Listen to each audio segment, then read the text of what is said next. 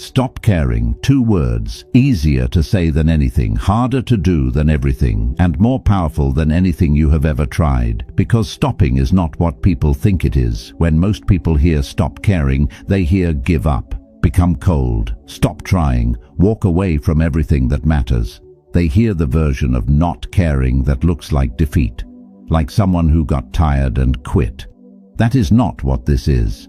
The stop caring in this video is something completely different. It is surgical. It is the trained, deliberate, deeply powerful ability to look at something that has been consuming your energy and make an honest decision about whether it deserves what it is costing you. And in most cases, the answer is no, it never did. You just never stopped long enough to ask the question. You have been giving your best energy to things that return nothing, to opinions that were never going to be kind regardless of what you did, to timelines that were never calibrated to your actual life, to people whose investment in you peaked a long time ago and has been declining ever since, to a version of yourself you keep trying to defend to an audience that made up its mind before you opened your mouth.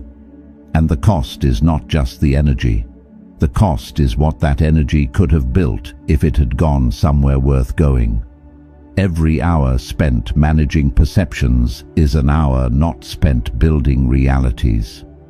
Every day spent waiting for approval is a day not spent creating something that approval would eventually be unable to ignore. Every unit of care misdirected is a unit that never reached the thing that deserved it. The moment you redirect, everything changes. Not eventually, immediately. The first decision you make without running it through the committee of people who were never going to be satisfied feels different from every decision you made before it. Lighter, faster, more genuinely yours. 10 shifts. 10 things you have been caring about that have been quietly, consistently, invisibly holding you exactly where you are. 10 doors that open the moment you stop leaning against them from the wrong side. Whether you are watching this at midnight exhausted from carrying what was never yours, or in the morning finally ready to stop, comment below, I am redirecting. Number 1. Stop caring what people think. They are not paying your bills or living your life. Every decision you have ever softened to make it easier for someone else to accept was a decision you made for them instead of for yourself. The career path adjusted because your family had opinions. The relationship stayed longer than it should have because leaving required too many explanations to too many people. The creative work kept hidden because showing it would invite judgment from people whose judgment was never relevant. The version of your life that got built around the path of least social resistance rather than the path of most personal truth. And the people whose opinions shaped those decisions are not living the consequences. They are living their own lives, which are absorbing their full attention, and your choices are not a significant feature of their mental landscape. They moved on from caring about what you decided approximately 48 hours after the conversation. You are still carrying it. Opinions about your life are the cheapest thing available. They cost the person giving them nothing. No risk, no skin in the game, no responsibility for the outcome. They offer the opinion with the confidence of someone who will experience 0 consequences if they are completely wrong, and then they move on to the next thing. You cannot afford to make your life from that material. Marcus Aurelius wrote, "You have power over your mind, not outside events. Realize this, and you will find strength." The outside event is their opinion. The inside event is what you do with it. Stop giving the outside event more real estate in your decision-making than the inside one. Stop letting the free, risk-free, consequence-free opinions of people who are not living your life have more influence over your choices than your own judgment, which is the only judgment with anything actually at stake. Make the decision. Live in it. Let the opinions arrive and pass through without stopping. They were passing through anyway. You were just giving them a chair and feeding them dinner and wondering why they never left. Number 2. Stop caring about what you did wrong. That chapter is closed. Walk away from it. The thing you did or said or chose that you are still carrying around 3 years later. You have revisited it from every angle. You have run the alternate versions. You have identified the moment where a different choice would have produced a different outcome. You have apologized to it internally more times than you apologize to anyone affected by it externally. You have attached it to your identity in ways that make it not just a thing that happened, but permanent evidence of something fundamentally flawed about who you are. And yet the event itself is the same size it was when it happened. It did not grow. You grew the meaning of it. You expanded the narrative around it. You gave it significance that the original event, examined honestly and in isolation, probably never warranted. The past is not a living thing. It does not have the ability to come back and demand more from you. It cannot add new consequences to the original ones. It cannot grow in size or weight or relevance unless you feed it. And you have been feeding it. With every return, every replay, every new angle from which you examined the same closed event, as though this time the examination would produce a different verdict. It will not. Closed things stay closed. The only variable is how much of your present you are willing to spend inside them. Seneca wrote, "Everything is foreign to us. Only time is truly ours." The time being spent on the closed event is time not being spent on the open one. On the thing in front of you right now that is actually alive and actually yours and actually capable of becoming something if you give it what you have been giving the past. You are not what happened, you are what you do next, and next requires the attention that the past has been borrowing without permission for far too long. Stop revisiting. The verdict is in. The sentence is served. You are free to leave. Number 3. Stop waiting for their approval to grow. They liked you small. Grow anyway. Growing makes some people uncomfortable. Specifically, the people who built their relationship with you around a version of you that no longer exists. The version that needed them in ways you no longer need. The version that had limitations that made them feel more capable by comparison. The version that stayed quiet in rooms where you now speak. That deferred when you now decide.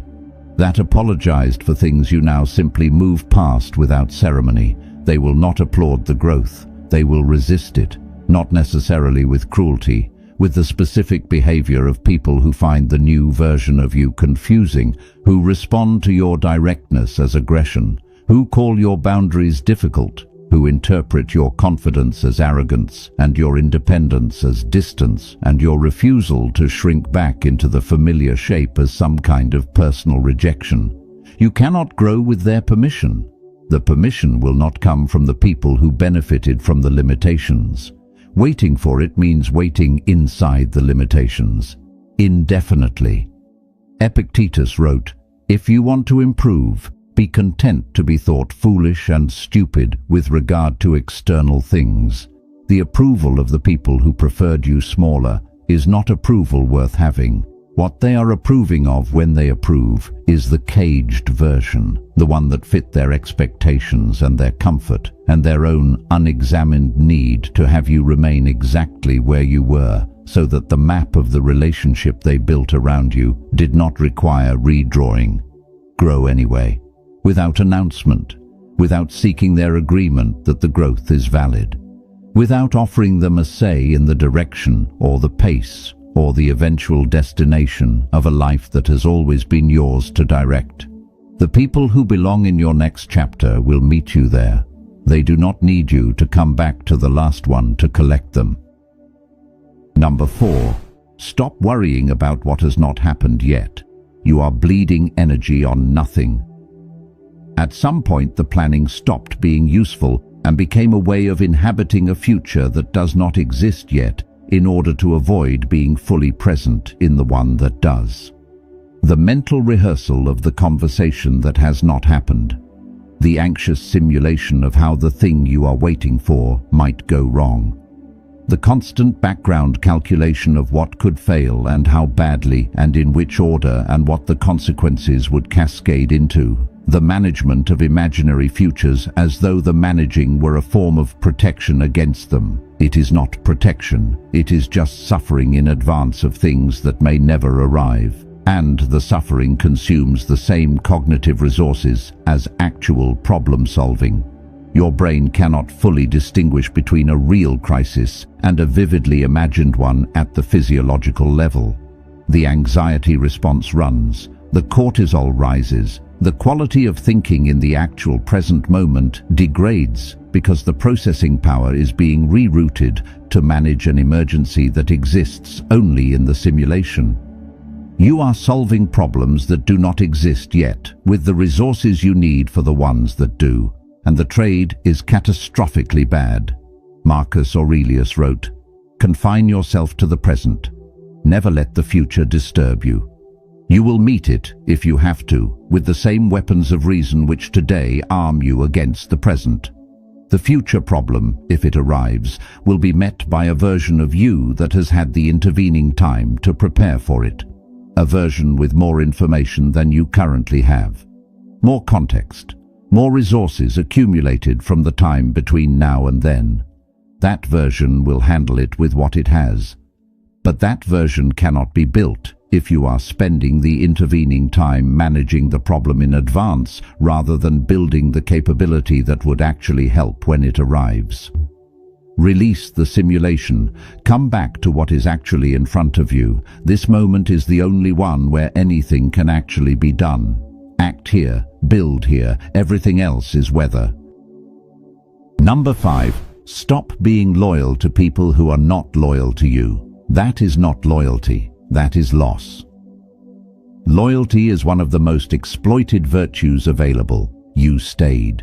Long past the point where staying was producing anything except the maintenance of a connection that had already decided what it was and was not going to become anything more. You stayed because you value loyalty, because you do not give up on people, because the history you share feels like something that should count for something even when the present has nothing to show for it. That history does count. It produced something real when it was alive. But history is not a contract. It does not obligate you to maintain a connection in perpetuity, regardless of what that connection is currently doing to your energy and your sense of your own worth. The value of the shared past does not require you to fund a shared present that is costing you more than it is giving. People show you their level of investment through patterns, not through individual moments. A single absence can be explained by 100 different circumstances. A consistent pattern of absence, of showing up only when they need something and disappearing when you do, of engagement that is perfectly calibrated to their needs and indifferent to yours, is not a circumstance. It is a choice being made repeatedly. Seneca wrote, "Associate yourself with people who are likely to improve you. Welcome those who you are capable of improving. The process is mutual.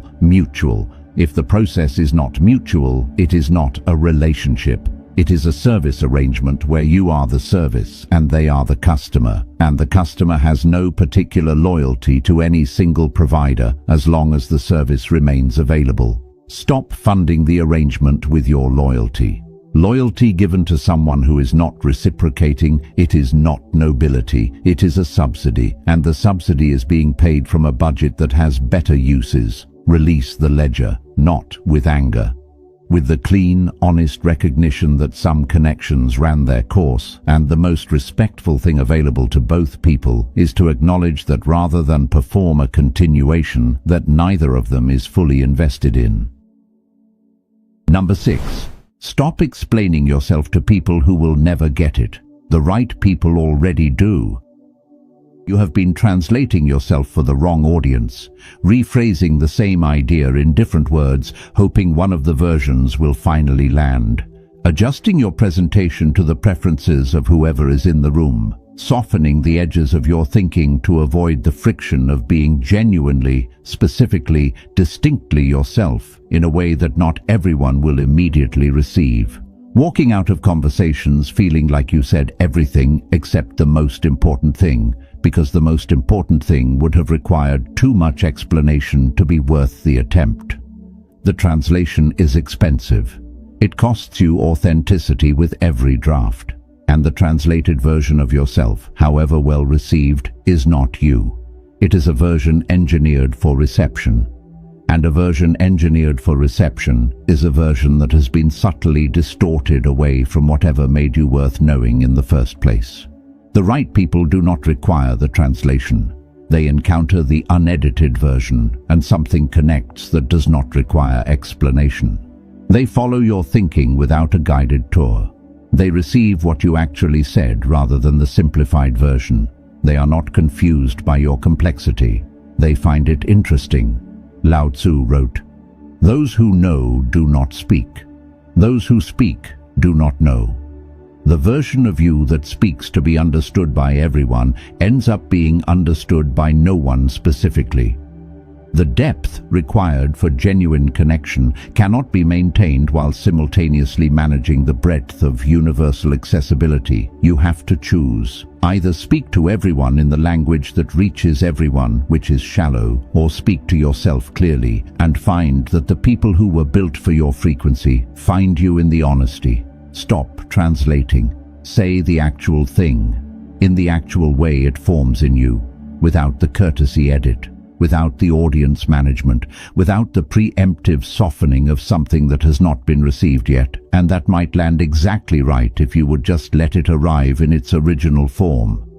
The people meant to understand you are waiting on the other side of the translation you have been providing instead of yourself. Number 7. Stop measuring your life against everyone else's timeline. Your pace is not your problem. Somewhere a schedule was assembled for your life that you did not write. By this age, you should have reached this. At this stage, you should have achieved that. The milestones were handed to you before you were old enough to evaluate whether they were yours. And you accepted them not as suggestions, but as benchmarks. And every year you failed to meet one became evidence in the case you were building against yourself about the kind of person you were turning out to be. The schedule is not real. It was never real. It was assembled from cultural averages and family expectations and the curated timelines of people on the internet whose actual lives bear no resemblance to their presented ones. You are measuring your real, complicated, specifically yours life against a composite fiction that was never calibrated to you specifically, and that has no mechanism for accounting for the exact combination of circumstances, setbacks, strengths, and detours that constitute your actual path. The measurement produces nothing useful. It produces only the low-grade chronic anxiety of someone who believes they are behind in a race that nobody officially started. Stop the measurement, not because the goals are not worth having, because the timeline attached to them was always arbitrary. The goal reached at 40 because the path to it required what the decade before 40 was building is not a lesser version of the goal reached at 30. It is a better equipped version, arrived at by someone who has more to bring to it. Epictetus wrote, "Seek not that the things which happen should happen as you wish. Wish the things which happen to be as they are, and you will have a tranquil flow of life." The tranquil flow is available the moment you stop fighting the timing of your own life. The path is the path. The pace is the pace. The chapter you are in is the chapter your specific journey required. Racing to the next one before this one has done what it came to do is how you arrive at the destination without the preparation the destination requires. Your clock is yours. Set it to your life, not to the composite fiction of what everyone else appeared to be doing at the same age. Number 8. Stop performing your life for an audience. Build the real thing instead. The image and the reality are in direct competition for the same resource. Every unit of energy that goes into managing how you appear is a unit that does not go into building what you actually are. The careful curation of the public-facing version, the management of what gets shown and what gets hidden, the performance of competence and contentment and direction in the moments when competence and contentment and direction are precisely what you do not feel. The gap between the presented life and the actual one maintained at considerable daily cost. and the gap never closes through more careful management of the presentation. The gap closes through investment in the reality, through putting the energy that was going into the performance directly into the thing the performance was claiming to demonstrate. The person who is genuinely building something does not need to manage how they appear to be building something. The build is visible, not through announcement but through the undeniable quality of presence of someone who is actually absorbed in something real. That quality cannot be performed, it can only be produced by doing the actual thing. Seneca wrote, "It is not the man who has too little that is poor, but the man who hankers after more." The image is the hankering after the appearance of more than what is currently real. Stop hankering, start building. The image that results from genuine building does not require management. It is simply what the building looks like from outside. And nobody argues with something that is undeniably, visibly, tangibly real.